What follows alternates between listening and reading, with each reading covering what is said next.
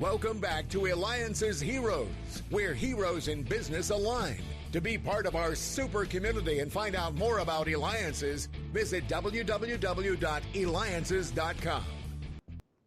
That's right. Well, again, so excited. By the way, thank you so much for the feedback we continue to have when I had on the founder of North Face. So you know where you can go to see past recordings. Make sure that you go to alliances.com. That's ELIANCES.com, the only place where entrepreneurs align. Well, I got to tell you, I'm very thirsty, and you're going to find out why when you see the next hero we having coming on. Are you ready for this? You'll recognize him. You definitely will. You'll know his brands. There are so many brands that he has. And welcome to the show. You ready for this? Billy Busch. He is the founder of the Busch Family Brewing and Distilling Company and heir to the Anheuser-Busch multi-billion-dollar fortune. He is the author of Family Reins, and make sure that you get his book, Family Reins, on Amazon. Simply just type Family Reins. You're going to want to make sure you do after this interview. So again, welcome to the show, Billy. I'm excited to have you today. Thank you for having me on, David. I really appreciate it. All right. So you wrote this book. First of all, let's just jump right into the book first and stuff. Why write a book why write a book, and what does the title Family Reins have to do with it? Family Reins, it's spelled R-E-I-N-S. It's the reins that you hold in your hand when you're riding a horse or driving horses. So it was very appropriate because I come from a big equestrian family who founded the Clydesdale 8-horse hitch. And, and basically my family, my ancestors, they held reins in their hands when it came to the company, when it came to their family, and they steered the family and the company in the right direction. And that's how it became a dynasty in the beer business. Excellent. Now, as heir to such a historic, the world knows world knows your brand, and heir to such a historic and family fortune, what values or traditions really did your family instill in you that you've carried into your own ventures? Well, I watched my father as he grew the business, back in the 60s and 70s, and even before then, in the 50s. He actually started running Anheuser-Busch in 1946, and it was during that time, it was the time of Anheuser-Busch's greatest growth. I think they went from 3 million barrels to about 40 million barrels during his era of running the company. He ran it to 1975. So I watched how hard he worked. I watched how passionate he was about the business. I watched how he loved it and enjoyed every minute of it. He was a very sociable, gregarious guy. And he made sure the quality always stood out on everything that he did, whether it was the products itself, like Budweiser, whether it was the breweries, everything always had to be immaculate. Whether it was our farm, Grant's Farm, which I grew up on, and he opened to the public in 1954, or the Cardinal baseball team, or the theme parks like Busch Gardens that he built around the breweries that he was building around the country. Everything was always done perfectly and to perfection, because he always understood that the customer, the people that would show up at these places or drink the beer, always would recognize the quality in everything he did with the company.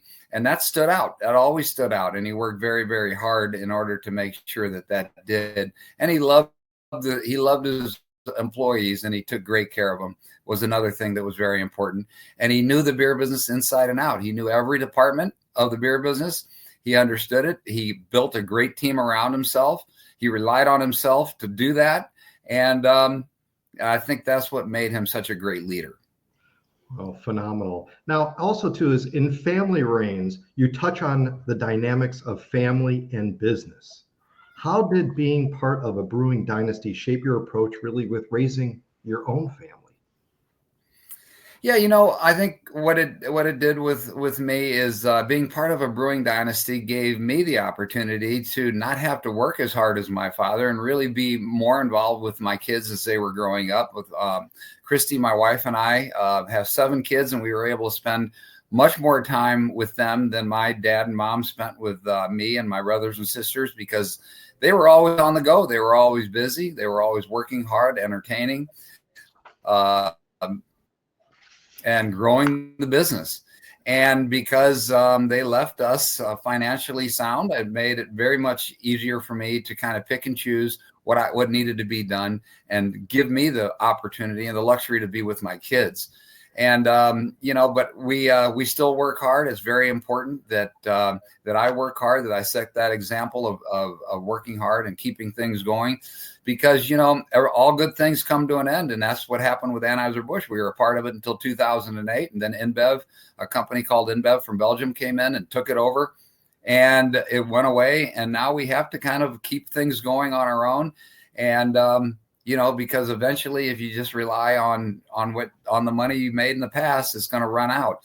So we're a big family. We're a very close-knit family. We're working on things together, whether it be the brewery that we have now on our farm and distributing beer from there, or whether it be our hotel in Miami, the book I've written.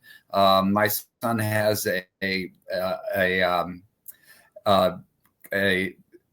hunting gear apparel line that he has out online called Geist Gear, GEIST, and you can find it on geistgear.com, which he's very involved in, and that company's doing very well.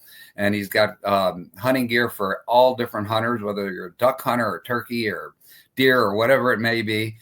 Great items there that people can look at and purchase. So, I've instilled that work ethic that I've learned from my father and ancestors. Absolutely phenomenal and stuff. In fact, too, you mentioned about children and your family and how important they are. Tell us maybe one or two of the key secrets that you share with your children to be as successful as you have been. Well, I think it's important that they rely on themselves. They learn to rely on themselves. They can't trust everybody. They have to, you get a little bit of a target on your back with that last name. And so you have to learn that you really have to understand what you're getting into. You got to know your numbers. You've got to know what it is that you're what it is that you're doing, and can't really rely on anyone else telling you how to do it. You have to figure it out yourself. But at the same time, you have to build a strong team around you. And I try to instill that into my kids. I think they've instilled a lot into me too, and they've showed me, at their young ages, how important it is to basically put your money into assets, not liabilities. And there are things out there that you can find different businesses and that are going to really make it very, very tough on you to make it successful. So you got to think long and hard. Do I want to put my money in the stock market where you can sit on it and see it do pretty darn well, especially like it's done in the last 10 or 15 years? Or do you want to get into a business that proves much, much more risky? I think the literacy of money, understanding how to invest, things like that are very, very important. And we work together on trying to understand that the best we can. Great. And again, you're listening and watching to me, David Kogan, host of the Alliances Hero Show. Make sure that you go to alliances.com. That's ELIANCS.com, the only place where entrepreneurs align. And again, we have with us Billy Busch, founder of the Busch Family Brewing and Distilling Company, and heir to the Anheuser-Busch multi-million-dollar fortune, author of Family Reins, and you can find his book on Amazon. So make sure you go to Amazon.com. Well, with that too, Billy, there are so many brands. I mean, you've got brands of Budweiser, Bud Light, Corona, Michelob Ultra, Beck's, and many others that I can't pronounce. Let me ask you this challenging question. If you could choose one beer or spirit from your company to represent your life story, which one would it be and why?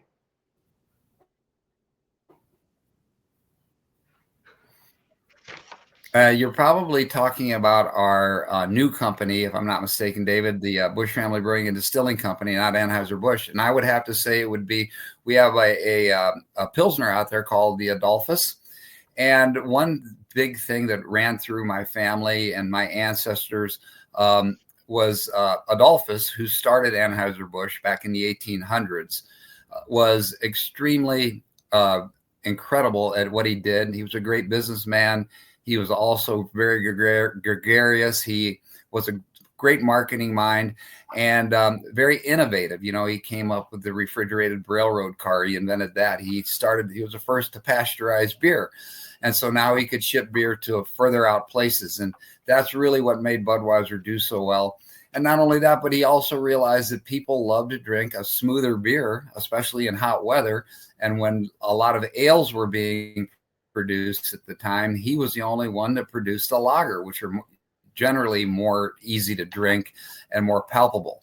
So he was he became a legend in the family. And it was passed down to his son, my grandfather, August Sr., and then to my uncle, Adolphus, and then passed over to my dad, and it kept going another couple generations. But what I saw was, and I saw it with my dad, and I heard about it, that my grandfather used it too. They always ask themselves during difficult and challenging times, what would Adolphus do? What would Adolphus do? And you know, that still kind of resonates with me today. What would Adolphus do with all this ultra competition now in the beer industry? There's so much competition. Like you said, heck, there's over 10,000 breweries out there now. And unfortunately, the beer drinker doesn't have the appetite for beer that they used to. So beer sales are down in general across the country. There's not nearly as much beer being drank now. People are looking at it, you know, for health reasons, to say thinner. All that's very important to them. Gen Zs and millennials aren't drinking as much. And so it's kind of a difficult time, and not just the beer business, but the whole alcohol industry. And what would Adolphus do right now? And so I really look at the Adolphus Pilsner, which is, to me, one of our finest beers. It's got a great taste. It has that German-esque Pilsner taste, which I love. We still decoct, which is a second mash that we go through to make this beer. It's incredibly high quality. And, you know, it really honors my great-grandfather very, very well. And I think, you know, that's what I would turn to remember my ancestors, especially my great-grandfather Adolphus, is the Adolphus Pilsner. Excellent. Absolutely phenomenal. Now, what about advice for entrepreneurs, for aspiring brewers or distillers who are look up to you as your journey of what's one piece of unconventional advice perhaps you'd give them about starting in the industry? Well, I'll tell you, a lot of people want to start big, and they want to get distribution quickly, and they want to get it throughout, and instead of going locally and then regionally and then nationally, they want to jump nationally right away. And I think it's a very tough it's very difficult to go that quickly. I think it's as hard as it may be. Slow down, go a little slower. Get it out there, test pilot your alcohol beverage, whatever that might be. Make sure people like it. Make sure people love the branding. Make sure people love the liquid. And then you try to, you're not going to make a lot of money doing that right off the bat, but at least you won't lose that much money. And once you start seeing it selling, it's a lot easier to go to a distributor then and get the distributor to pick it up and really put it on the shelves in the retailer spots where people can really find it much easier than putting it on the bottom of the shelf or on the very top where people don't see it. So I just think that that's very, very important not to get over ambitious during this time, because there's so many beers, there's so many products out there right now that you're competing with, and see how it goes. Test pilot, test market it. And if it goes well, then keep expanding. Excellent. Well, Billy, thank you for being on the show. Billy Busch, you're making a difference in the world. You're helping so many. Founder of the Busch Family Brewing and Distilling Company and heir to the Anheuser-Busch multi-billion-dollar fortune, author of Family Reins. After this interview, go ahead and go pick up the book, go to Amazon.com. Continue to stay tuned, because later on we're going to be having the President of the United Nations General Assembly on. So make sure you stand by. Billy, it's been an honor having you on the show today. Thank you so much. But you got to dance. Thank you, Dave. You got to dance with me a little bit here.